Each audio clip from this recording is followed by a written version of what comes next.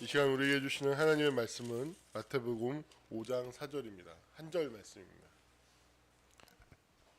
5장 4절. 하나님을 경외하는 마음으로 자리에서 일어나셔서 한 마음 한 뜻 한 목소리로 선포하겠습니다. 시작. 애통하는 자는 복이 있나니 그들이 위로를 받을 것이미요. 아멘.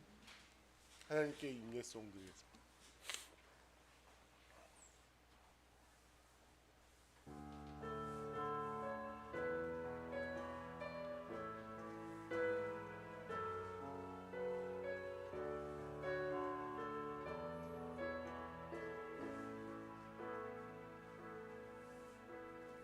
예수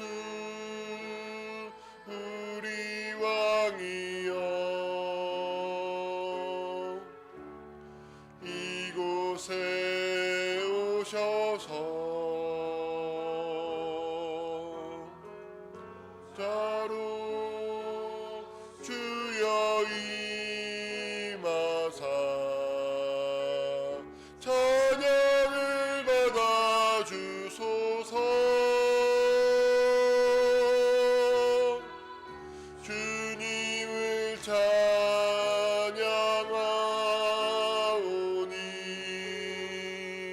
주님을 경배하오니 왕이신 예수여 오셔서 좌정하사 다스리소서.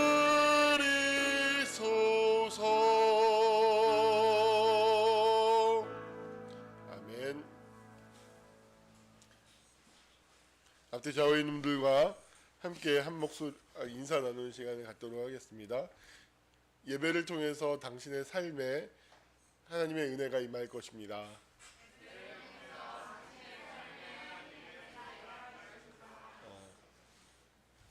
여기는 왜 이렇게 안 앉죠?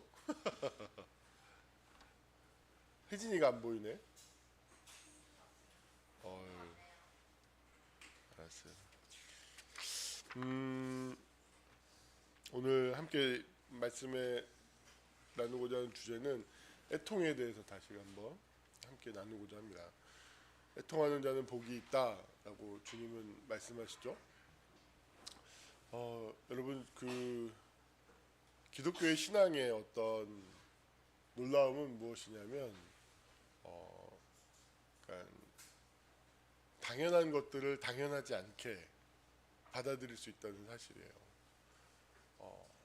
예를 들어서 우리 어떤 계급이 있는 사회를 한번 생각해 봅시다.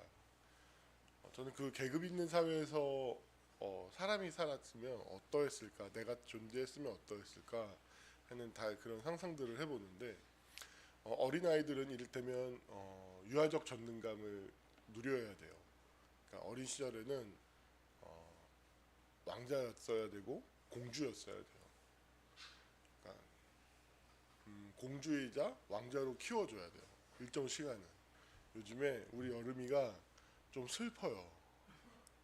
뭐냐면 자기가 공주가 아니라는 사실을 알기 시작했어요. 그리고 자기가 전능한 존재가 아니라는 사실을 알기 시작했어요. 그래서 그 모습이 볼 때마다 마음이 짠해요. 아, 이 자식 올 게 드디어 왔구나 라는 거죠. 근데 여러분, 근데 제가 만약에 노예였다고 생각해 보세요. 어떤 양반 집안의 종이었다고 생각을 한번 해보세요. 그 아이가 유아적 전능감을 누리기도 전에 이 아이는 그 유아적 전능감을 누려야 된다는 것은 무엇이냐면 하나님께서 인간에게 주신 본성이에요. 본성. 이 유아적 전능감을 다른 말로 하면 사랑받고 사랑하는 충만한 경험을 그 어린 시절에 경험해야 되는 거예요. 그러니까 하나님의 형상으로 지음받았다. 그리고 창세기에 보면 우리의 형상을 따라, 우리의 모습을 따라 하나님께서 인간을 창조하셨는데, 그건 뭐냐면 사랑받고 사랑하는 자로서. 온전하게 인간을 창조하신 거예요. 인간은 사랑받기 위해서 사랑하기 위해서 이 세상에 지음받은 거예요. 그 첫 번째 대상은 하나님으로부터 사랑받기 위해서. 하나님께서 사랑하기 위해서 인간을 창조하신 거예요. 영광을 받으시기 위해서 창조했다. 그거는 나중의 이야기죠. 그리고 하나님 창조 자체가 엄청난 하나님의 사랑의 행위예요. 왜냐하면 전적인 타자를 창조한다는 것 자체가 하나님의 입장에서는 엄청난 모험이죠.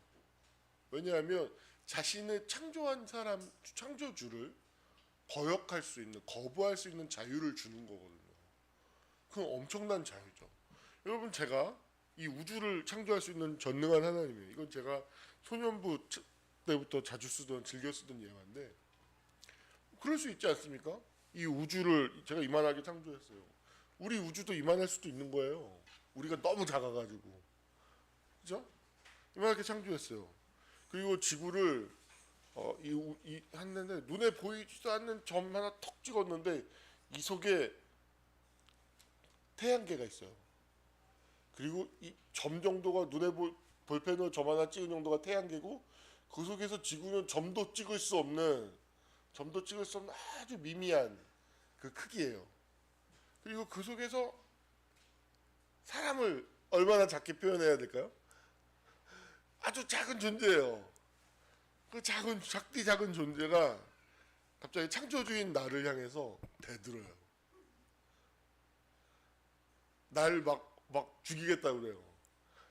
당신이 뭐야? 막 이러면서 마귀의 말을 들어요. 어떻게 할까요? 내가 소년부 전도사 할 때는 간단하다. 손바닥 하나 내려치면 그냥 우주적 재앙이 오는 거다. 우주적 재앙. 까불고 있어. 근데 놀랍게도 하나님의 방식은 뭐였냐면 하나님께서 인간이 되시기를 선택하신 거예요. 창조도 엄청난 모험인데 인간을 구원하겠다는 것도 엄청난 모험이에요. 왜냐하면 완전한 타자로 지은 자유의지를 준 어떤 그런 존재를 그 자유의지를 그 전적인 타자성을 포기하게 만드는 형식이 아니라 그 타자성을 유지하는 방식 그 상태 안에서 그 사람들을 사랑해서 구원한다. 이건 엄청난 모험인 거예요. 그 엄청난 모험을 하기 위해서 하나님께서 인간이 되셨어요. 그리고 그들을 위해서 죽으셨어요. 이건 이 사랑은 생각해 보면 너무 말도 안 되는 사랑이에요. 이게 기독교의 핵심이에요. 그런데 아까 그럼 이야기로 돌아와서 인간 안에는 이처럼 기독교를 떠나면 사랑받고 사랑하는 것이 가장 인간을 인간답게 만드는 본질이다, 에센스다 라고 이야기할 수 없어요. 이 근거를 잊어버려요. 그게 어떻게 에센스냐라고 얘기를 해요. 자연에서 진화된 거다 뭐 이렇게 다양하게 이야기를 하면 그것은 본질이 될 수 없어요. 근데 기독교만이 그것을 본질이라고 얘기를 할 수 있는 거예요. 그래서 하나님 죄라고 하는 것은 무엇이냐면 어긋났다라는 것은 무엇이냐면 이 사랑받고 사랑하면서 어긋나는 거예요. 그래서 가인 이야기를 계속했는데 가인 보십시오. 누구도 믿지 않습니다. 누구도 사랑하지 않습니다. 누구로부터도 사랑받지 않습니다. 여러분 마음이 병든 사람들 이렇게 정신병원에 입원하는 분들 특징이 뭔지 아십니까? 누구도 사랑하지 않고요. 누구로부터도 사랑받지 않아요. 사랑할 수 있는 능력이 없어요. 그리고 아주 지독하게 자기중심적이고 이기적이에요. 아주 공통점입니다. 공통점. 현실 감각을 떠나는 것도 잃어버리는 것도 뭐냐면 그게 자기 중심성을 아주 과도하게 포기하지 않기 때문에 그러는 거예요. 극단적으로 자기 중심적이거든요. 그렇기 때문에 사랑이라는 것 자체가 가장 기본적으로 사랑을 받고 주고 하는 이 상호성이란 말이에요. 이걸 할 수가 없어요. 그래서 이 세상에 존재한다는 것은 살아간다는 것은 무엇이냐면 이 사랑받고 사랑한다라는 이 사실, 이 인간의 본성으로부터 어긋나 있는 상태를 살아가는 거예요. 그래서 슬픈 거예요. 노비가 되는 것은 슬픈 거예요. 인간의 본성을 어긋나게 하는 거예요. 그런 이 사랑받고 사랑함, 우리 엄청난 히트를 쳤던 20세기의 한국 사회에서 교회 안에서 가장 엄청난 메가 히트송, 메가 힐송은 뭐냐면 당신은 사랑받기에 태어난 사람이에요. 이게 어떤 패러다임을 바꾼 거죠. 우리 찬양에서 맨날 하나님은 영광 받으시고 찬양 받으십시오 막 이런 건데, 당신은 사랑받기 위해서 태어난 사람이라는 거예요. 패러다임을 바꾼 찬양이에요. 근데 이런 걸 자주 이야기하신 분이 사실은 헨리 나우엔 신부님이에요. 저는 그 작사하신 분이 틀림없이 헨리 나우엔 신부님의 글을 읽고, 왜냐하면 그 무렵에 나도 그런 말을 계속 하고 있었거든. 헨리 나우엔 신부님 글을 읽고 틀림없이 그랬을 거예요.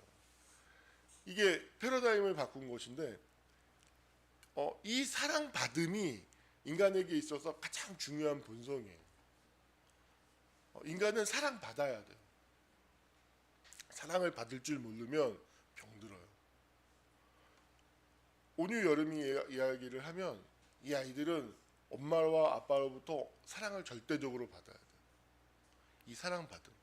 근데 제가 노예였다고 생각해 보십시오. 종이었다고 생각해 보십시오. 그걸 줄 수가 없어요. 그럼 이 아이의 마음 안에서 어떤 일이 벌어질까요? 깊은 슬픔이 발생하는 거죠. 깊은 슬픔.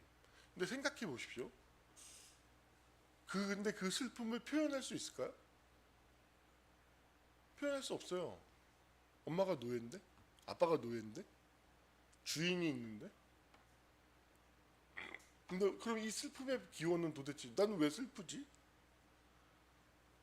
노비면 노빈 거지 왜 슬플까? 이게 왜 슬픔의 이유가 될까? 이것을 기독교 하나님을 믿지 않으면, 기독교의 신앙을 갖지 않으면 이 슬픔을 이해할 수가 없어요. 그래서 이것을 계속 눌러야 돼요. 제가 오늘 설교를 한 중요한 동기가 사실은 한우리 민경이랑 지난주에 신방을 하는데, 한우리가 그런 이야기를 하더라고요. 어렸을 때부터 와 우리 아들 잘생겼다, 우리 아들 멋있다, 우리 아들 최고다 이런 얘기를 들어본 기억이 없는 거야. 근데 그 얘기를 듣는데 이제 제가 어떤 부모된 입장으로서 어느새 나이를 먹어서 부모된 입장으로서 화가 나는 거예요. 어떤 인간으로서 마땅히 누려야 될 기본권을 박탈당한 거거든요. 상실한 거거든요. 그건 되게 슬퍼해야 되는 일이고 되게 화가 나야 되는 일이에요. 그러면 그런 것을 들어본 적이 없다면 하늘이 자체가 얼마나 부실한 존재라는 거예요. 부실한 존재. 정서적인 아주 흙수저. 정서적인 무수저라는 거예요.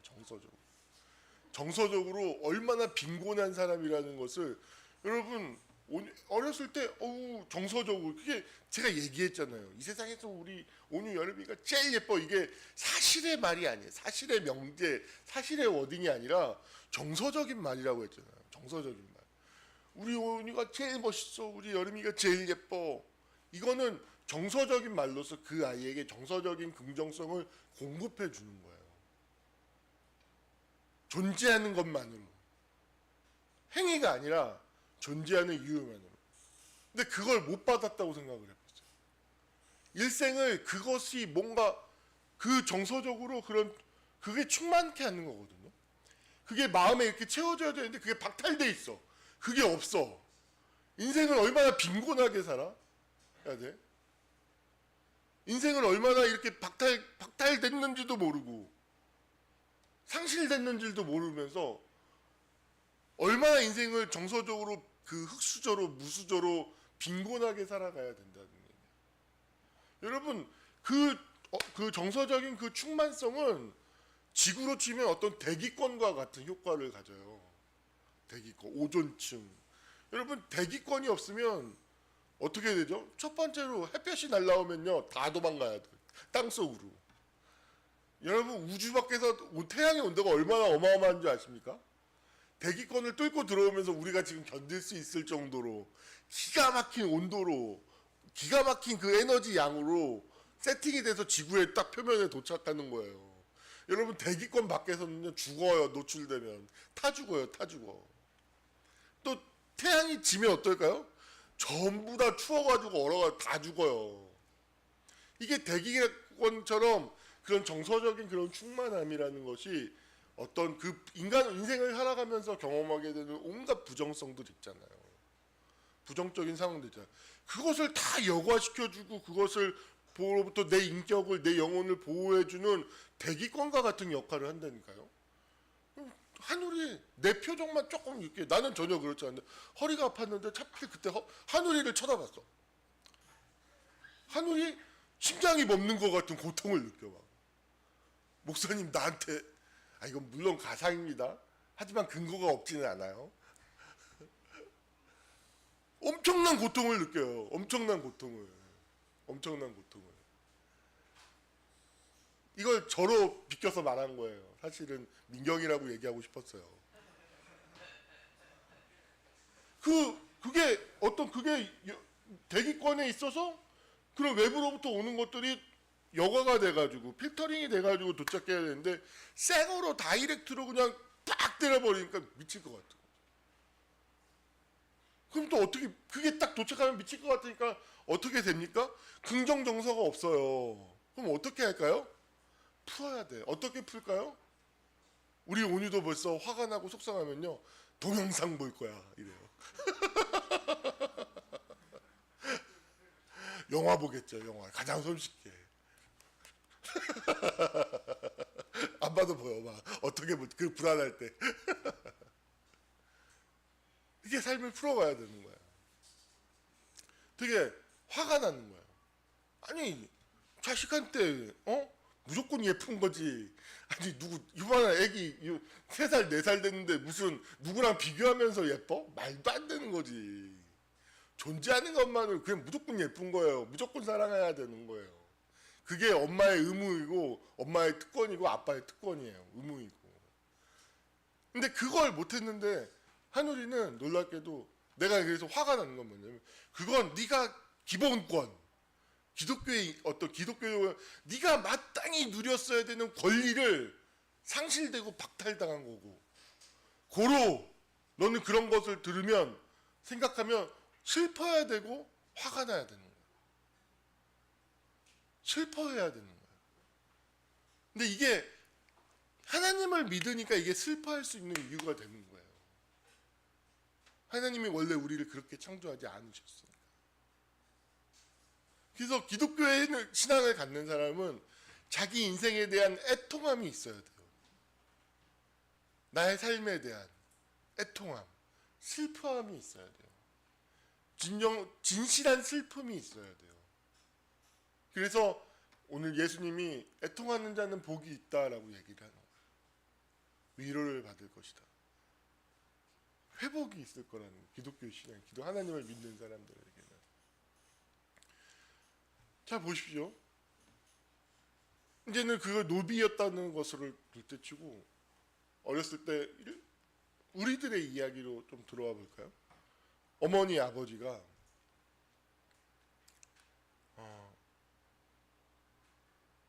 아파요. 마음이.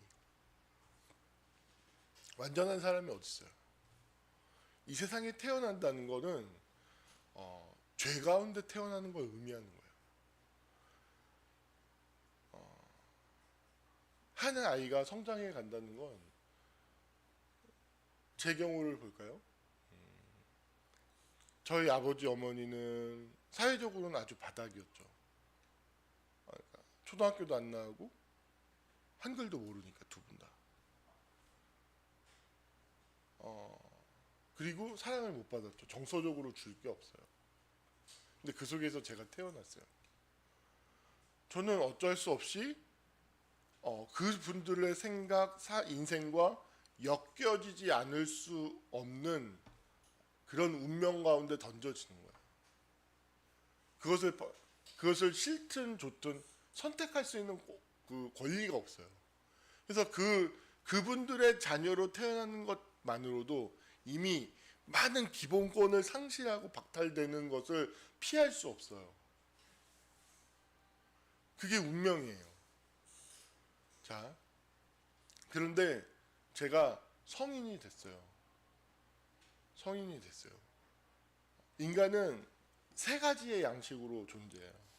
제가 요새 자주 이야기하는 것은 하지만 그게 제 생각이 사실은 이 생각이 하이데거라고 하는 철학자에게서 나오는 거예요.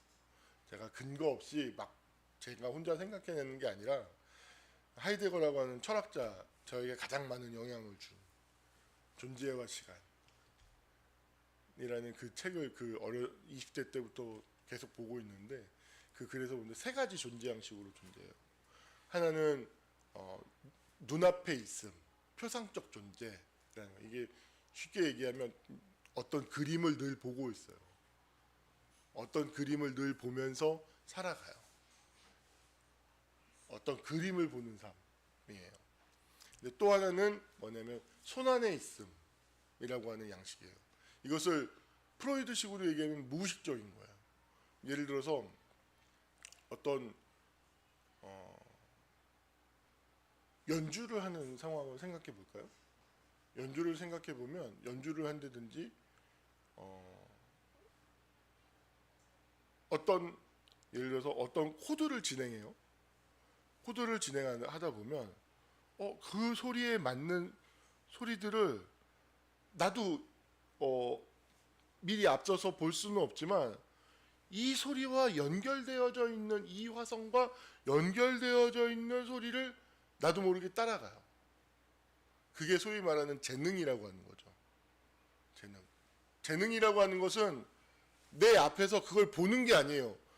이 상황에서 뭔가 적절한 것들이 그 연관되어진 것들이 자연스럽게 올라가는 거예요. 예를 들어서 딱 하다가 예를 들어서 제가 목수예요. 목수인데 못질을 하다가 못이 휙 하고 어떻게 됐어요. 그럼 그 순간에 자연스럽게 못이 삐딱하게 됐을 때 그 상황에서 적절한 도구를 생각하고 그리는 것이 아니라 이 상황에서 적절한 도구가 연관되어져서 그것을 따라가서 잡아내죠. 어떤 그런 상태로 사는 거예요. 대부분의 사는 사람들이. 또 하나는 이것은 종교적 실수인데 EX 제가 엑스 니일로 모모로부터 EX가 히브리어 접두어로 모모로부터거든요. 그러니까 이그지스턴스라는 실존이라고 이그지스트 이게 실존이라는 것도 원래 기원적으로는 일상적 존재로부터 이탈한이라는 의미가 있는 거예요. 이것은 무엇이냐면 질문하는 거죠. 예를 들어서 하늘이가 기본권이 박탈돼 있어요. 그 기본권을 박탈한 것은 뭐냐면 그것을 의식하지 못해요. 그건 당연하게 그냥 하늘이가 자기 스스로를 생각했을 때 그냥 당연하게 받아들이는 손안에 있음인 거예요.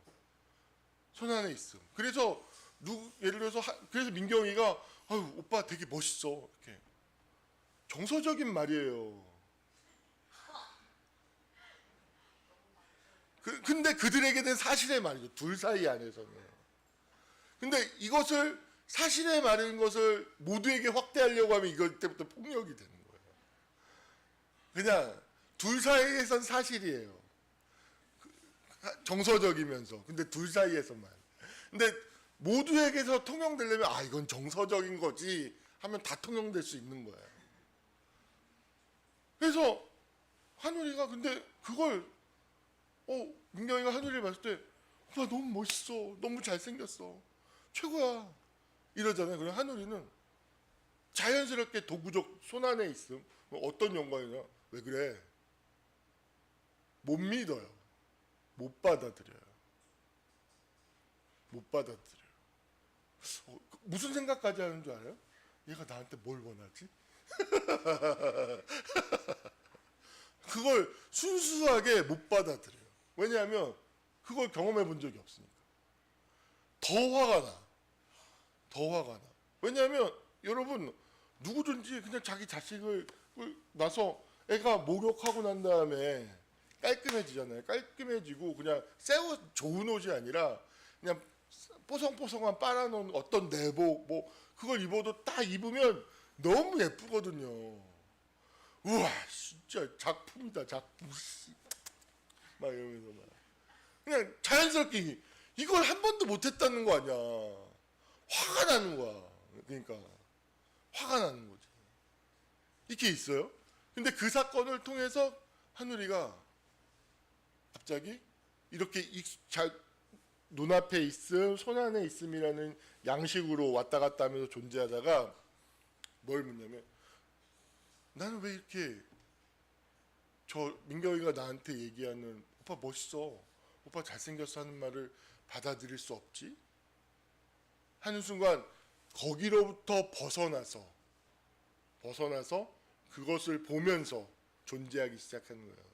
이 이그지스턴스가 되는 게 가리키는 게 종교이고 신앙이고 교회 기도고 예배예요. 제가 여러분들에게 계속 이그지스턴스를 가르치는 거예요, 사실. 근데 못 믿어. 계속 손안에 있음으로 존재하는 거지. 그 얽히고 설킨 것들에 묶여가지고 그거로부터 벗어나서, 그래서 자신에 대한 새로운 이해를 만들어가는 거예요. 아, 내가 기본권이 박탈됐구나. 그걸 알았을 때 어떻게 될까요? 슬퍼하기 시작하는 거죠. 그 시작은 슬퍼하지 않았던 것들에 대해서 슬퍼하기 시작하는 거예요. 애통하기 시작하는 거예요. 멋있다는 말 하나도 수용하지 못하는 내 모습을 보면서 이게 얼마나 비참한 것인가. 슬퍼하기 시작하는 거예요. 애통해야 되는 거예요.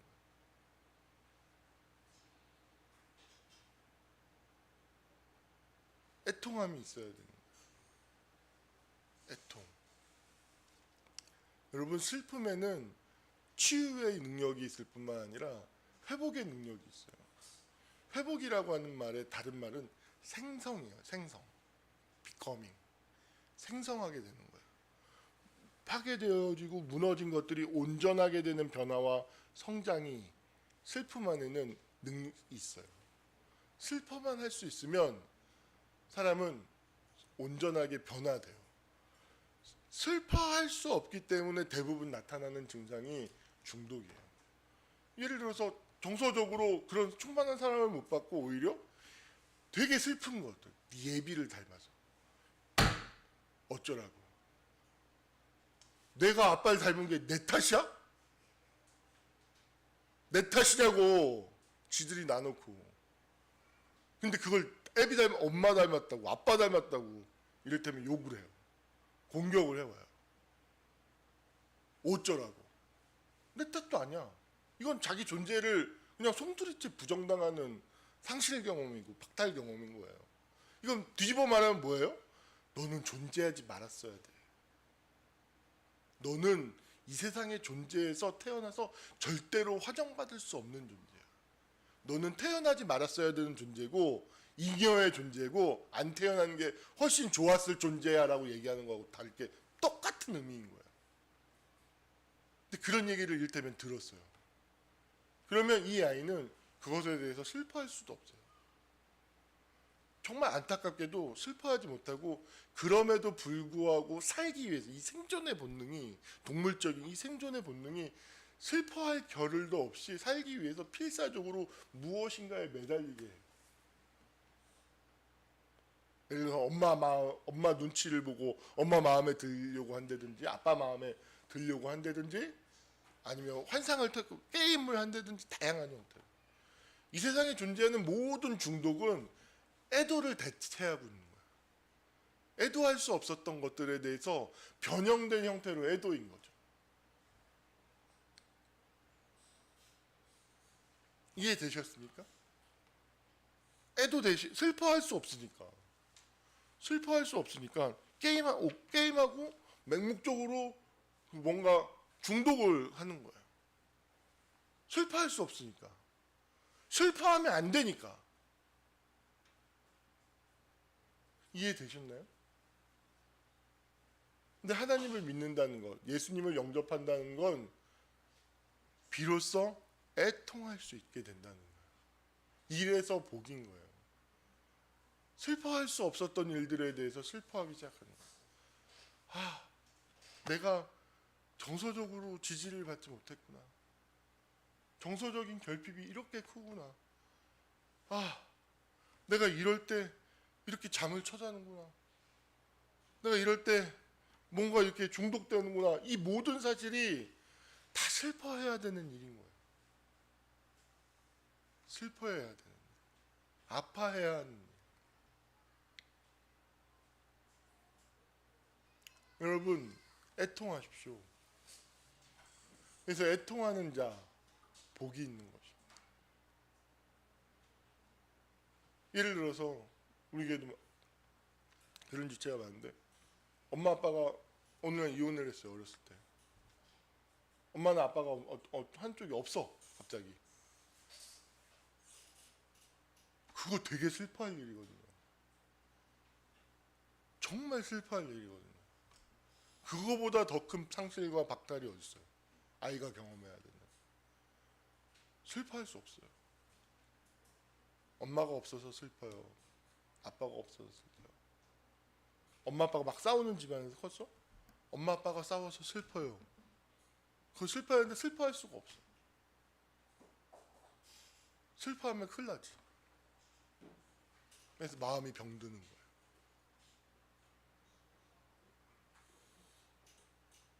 슬퍼하십시오. 슬퍼하는 법을 배우셔야 된다. 슬퍼하는 것을. 슬픔을.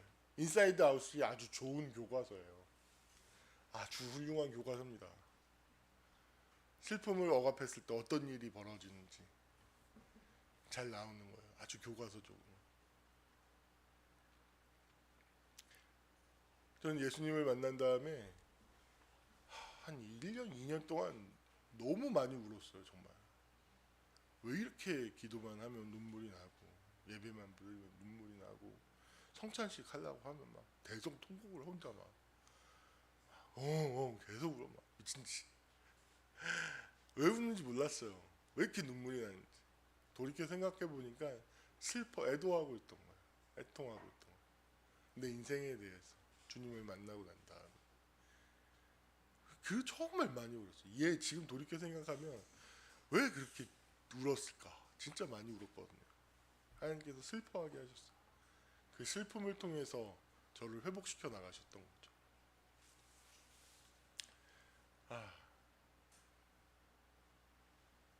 저는 사람이 성장한다는 것은 계속해서 애도를 하는 거예요. 여러분, 제 오늘 시에도 제가 오늘 또 시를 썼어요. 중년은 애도의 시간이에요. 중년은 제가 한번 읊어볼게요. 꽃과 별이 지는 길 위에서 꽃과 별이 간다는 걸 배웠다. 청춘을 보내고 지워지는 법을 터득한 후에야 비로소 불안이 내 집이 되었다. 이제 불안은 내 존재의 집, 마지막 집. 여기서 잘 지내야지. 흔들리며 잘 늙어야지. 여기서 상처 입으며 빛나는 법을 배워야지.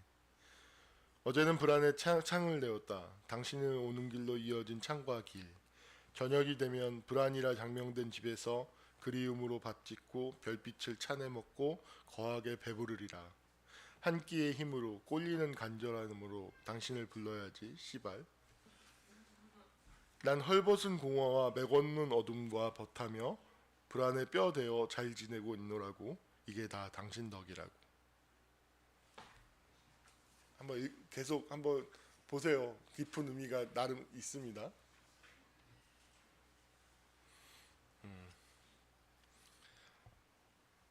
청춘을 보내고 지어지는 법을 터득한 후에야 비로소 불안이 내 집이 되었다. 청춘의 특징은 뭐냐면 죽음을 못 받아들여요. 죽음을 못 받아들여요.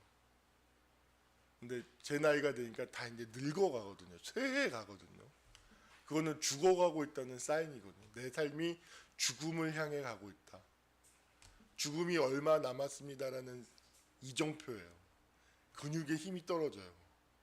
제가 얼마 전에 제가 귤로 이렇게 귤 2개로 이렇게 던지는 걸 하거든요.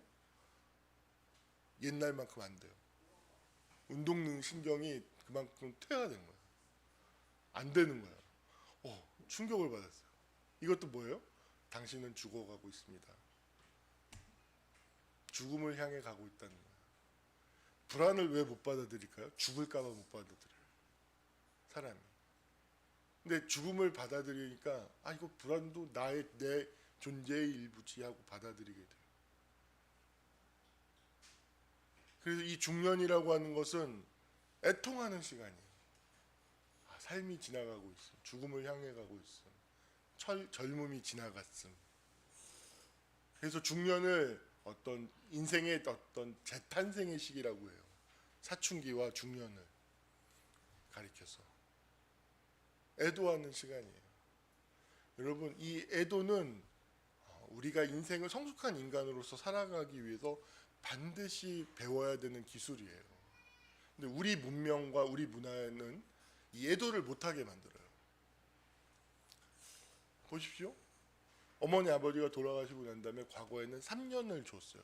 애도의 시간을. 오늘날은 얼마를 주죠? 일주일 주나요? 일주일 주는 것 같아요.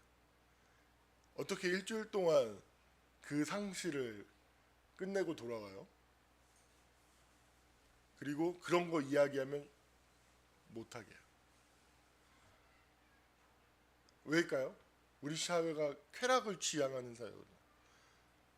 쾌락 맛떨어지게. 지금 쾌락하고 있는데 이게 어디서 애도를 못하게 해요, 문화적으로.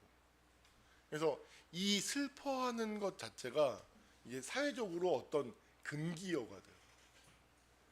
단적인 예로 세월호. 여러분, 이건 기가 막힌 일이에요.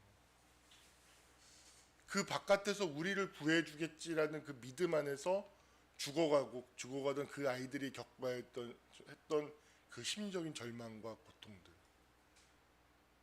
상상만 하면 이건 너무 큰 고통이에요. 300 몇 명이 되는 그 아이들. 여러분, 학교에서 한 학년이 다 빈 교실이 돼버리는 거예요. 애들이 한 30명이잖아요. 10개 반, 한 학년 전체가 다 죽어야 됐던. 슬퍼할 수 못해요. 그 슬퍼하는데 따지는데 거기 가서 라면을 처먹고 있어. 치킨 먹고. 이건 인간이 아닌 거예요. 그때 보여줬던 어떤 사회적인 양상들은 이 새끼들 진짜 인간이 아니구나. 치가 떨리죠. 가장 치가 떨리는 장면은 그 슬퍼하고 어떤 그 아이들의 죽음을 자꾸만 밝히지 않으니까. 지금도 드러나잖아요. CCTV 다 조작됐다고 드러났잖아요. 세월호 특조위에서.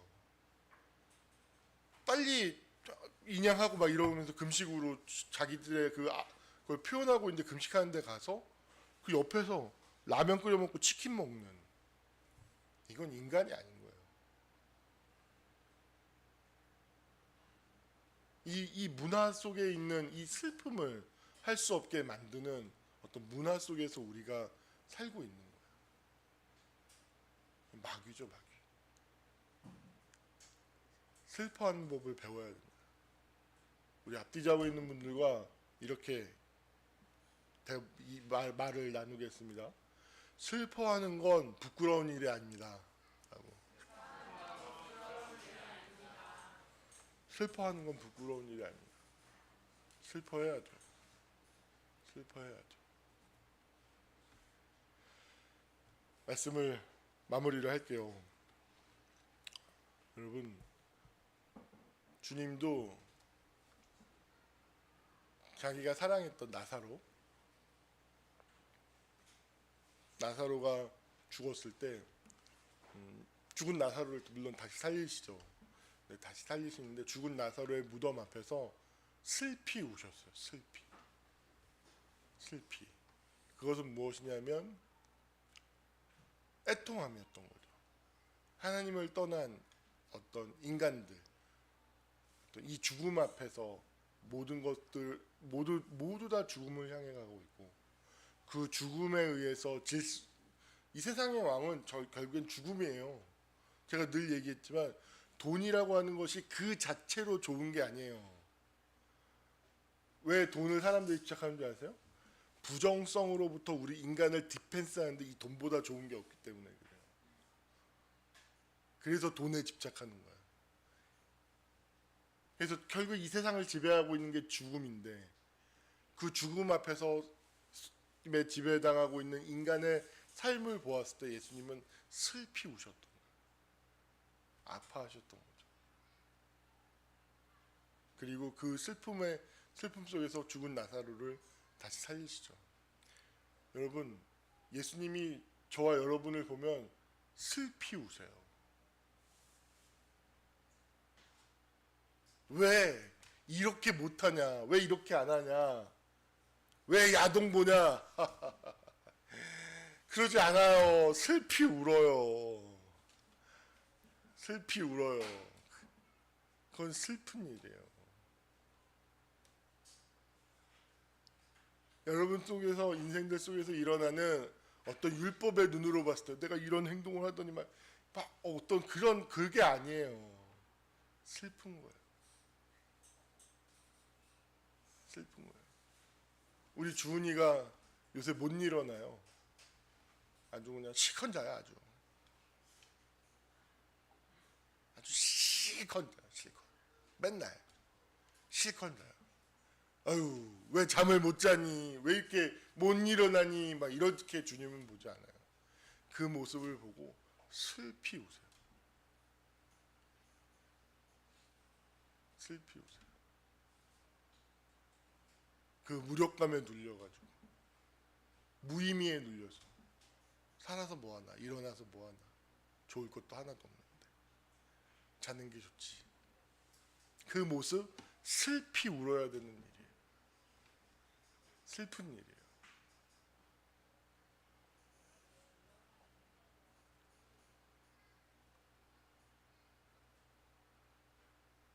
믿어지십니까? 하나님께서 여러분들을 보시면 슬피 운다는 게 그건 슬픈 일이에요.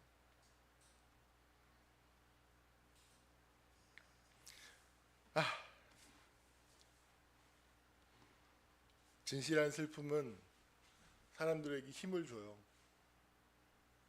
경험해 보셨나요? 누군가가 정말로 진실하게 슬퍼하면 역설적에도 그 진실한 슬픔을 진실하게 슬퍼하는 사람 옆에 있고 그 슬픔과 접촉하면 같이 슬퍼지는 게 아니라 내 마음에서 힘이 나요. 이유가 뭘까요? 그게 진실하기 때문에. 모든 진실은 사람들에게 힘을 주거든. 그래서 애통하는 자 복이 있다고 하는 거예요. 여러분, 애통함으로 복이 있는 저와 여러분이 됩시다. 기도하겠습니다. 살아 역사하시는 하나님 아버지, 하나님을 믿음으로 슬퍼할 수 없었던 그냥 그 상실과 박탈도 당연한 거라고 여겼던, 하지만 내 마음의 본성에서는 조금도 당연하지 않았던, 그래서 아픔과 슬픔을 꼭꼭 눌러야만 했던 그런 지난 날들을 우리 모두가 다 가지고 있습니다. 주님, 그리스도 안에서 내가 슬퍼할 수 없었던 것, 내가 상실하고 박탈당했던 것들을 그런 줄도 모르고 껴안고 있었던 그 모든 것들을 그리스도 안에서 아파하고 슬퍼하며 애통하며 애도하며 그 모든 것들 속에서 하나님과 함께 치유와 회복의 역사가 나타나게 하여 주시옵소서. 이 모든 것을 우리를 죄에서 구원하신 예수님의 이름 받들어 기도하옵나이다. 아멘.